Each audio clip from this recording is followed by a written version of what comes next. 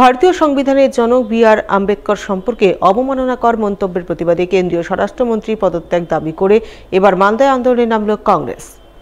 আন্দোলনের অঙ্গ হিসাবে বৃহস্পতিবার মালদায় অবস্থান বিক্ষোভ কর্মসূচি পালন করলেন জেলা কংগ্রেস নেতৃত্ব।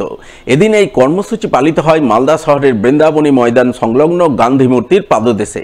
কর্মসূচি পালনের নেতৃত্ব দেন জেলা কংগ্রেস নেতা কালীসাধন রায়, ভূপেন্দ্রনাথ হালদার, মোত্তাকিন আলম, মোস্তাক আলম, আলবিরুনি জুলকারনাইন, আসিফ মেহবুব সহ অন্যান্যরা। তারা সকলেই সংসদের ভেতরে ভারতের সংবিধান রচয়িতা বাবা সাহেব আম্বেদকরকে উদ্দেশ্য করে অপমানজনক মন্তব্যের প্রতিবাদে গর্জে ওঠেন। তারা অভিযোগ করে বলেন, ভারতের সংবিধান রচয়িতা বাবা সাহেব আম্বেদকরের প্রতি কেন্দ্রীয় স্বরাষ্ট্রমন্ত্রী কুরুচিপূর্ণ মন্তব্য করেছেন, তাই তার পদত্যাগের দাবিতে তারা আন্দোলনে নেমেছেন। মালদা শহরের বৃন্দাবনী ময়দান সংলগ্ন গান্ধী মূর্তির পাদদেশে অবস্থান বিক্ষোভ করছেন। অবস্থান বিক্ষোভের পর কেন্দ্রীয় স্বরাষ্ট্রমন্ত্রীর পদত্যাগ দাবি করে রাষ্ট্রপতির কাছে চিঠি পাঠাবেন।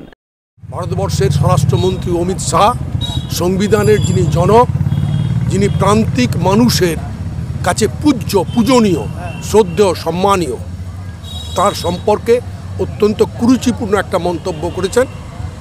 আমাদের নেতা রাহুল গান্ধী, কংগ্রেস সভাপতি মল্লিকার্জুন খার্গে যখন তীব্র প্রতিবাদ করেছে, তখন তাদের বিরুদ্ধে সংসদে মিথ্যা মামলা করা হয়েছে। আমরা অমিত শাহর পদত্যাগ দাবি করছি এবং রাহুল গান্ধীর বিরুদ্ধে মিথ্যা মামলা প্রত্যাহারের দাবি জানাচ্ছি। আমরা এখন অবস্থান করব 12 থেকে 3টা পর্যন্ত। তারপরে উপযুক্ত কর্তৃপক্ষের মাধ্যমে রাষ্ট্রপতির কাছে অমিত শাহকে কেন্দ্রীয় মন্ত্রিসভা থেকে বরখাস্ত করার দাবি জানিয়ে পত্র পাঠাবো।